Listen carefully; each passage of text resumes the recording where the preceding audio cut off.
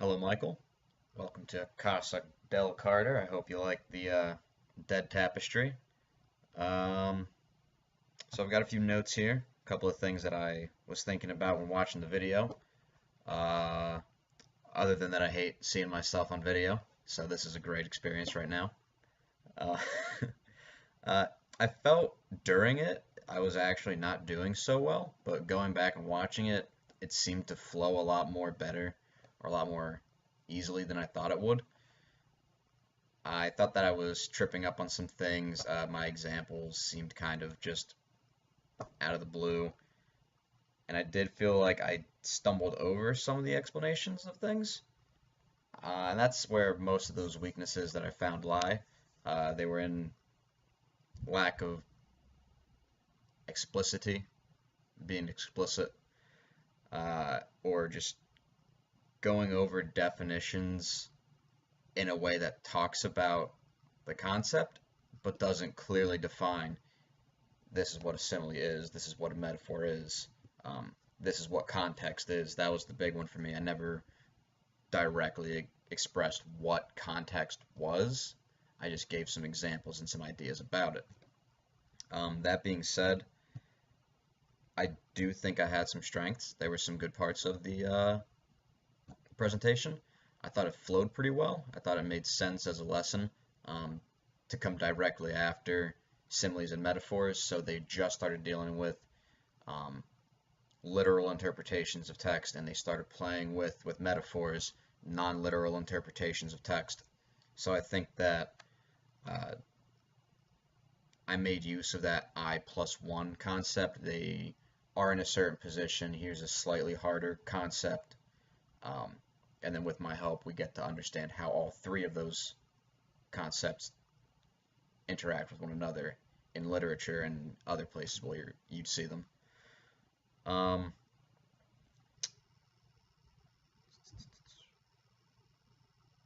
the actual explanations of the idioms I thought went pretty well. I didn't stay on certain ones as long as other ones, but I do think that the students understood what each of those specific phrases meant. That being said, I did not hit on what the title was, which I think would have helped immensely for the entire conceptualization of idioms. The title was Reading Between the Lines, which means interpretation of whatever the talking point is by looking at context around it. So I think if I had explained that either in the end, in the middle when I was going over idioms, or just at any point, it would have really emphasized the point I was trying to make. Uh, I did, looking at some of the questions that you had proposed for us to deal with, one of them being, or one of them was, what do I think of my style of teaching, which I never really thought about, mainly because I haven't had many opportunities like this. But I really enjoyed the way I was going about it. I think that the discussion based interaction, producing a discourse that we all together create understanding through is definitely a tack that I want to keep using. I think that that's a very beneficial way for not only a lot of students in the classroom to be involved in the actual activities and the happenings, the goings on of that day, but then it's a more personal creation of that product, that understanding. Um, when you and your friends, you know, start brainstorming ideas, and maybe some of those ideas are harebrained, but they work. You feel a more weighted connection to those ideas, as opposed to teachers staying up here going, "This is a thing. This is another thing. Learn these things," and then you write those things down. You understand what they are, but you're not really personally invested. I think that discourse style uh, is definitely more my wheelhouse, and I think that's going to help as specifically for history, where things aren't so clear cut, white, black and white. Beyond that, how I feel about my own style or things I could work on, um, I don't really think I hit this on the head at all as far as the requirements were presented. I'm just kind of rambling right now, but I know that I had to do the presentation. The micro teaching was meant to be a pre-reading activity. I interpreted that incorrectly, thinking that it had to be about reading as a skill. Um, so as you'll see in the rubric that I handed you, I have a writing activity where the students would make use of their own idioms, or um, a list would be provided and they take some of those and they use them in their own writing.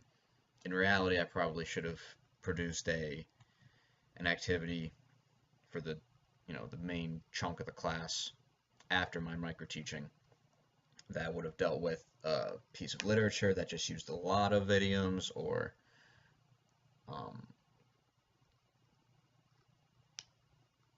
I was going to say video, but that still wouldn't be reading unless you're doing subtitles. Um, yeah, I just don't think I did a pre-reading activity, more of a pre-writing activity, which I know wasn't what you were going for this initial micro teaching. So I guess I just had to be on the ball for the next couple. That being said, I do think these are very important skills for ELLs to read. I just think the disconnect happened with what the actual activity would be. Instead of utilizing idioms they may have learned that day, they should have continued their exposure to idioms and then maybe have some sort of, response, short answer. In this passage, what did these idioms mean using context? Can you provide evidence of why you feel this way, or things like that? So I guess that's it. I definitely noticed some problems, but pleasantly surprised by how well I did as well. I don't think I didn't think that in the moment I was doing well. I was kind of freaking out a little bit, but I'm looking forward to the next one, undoubtedly.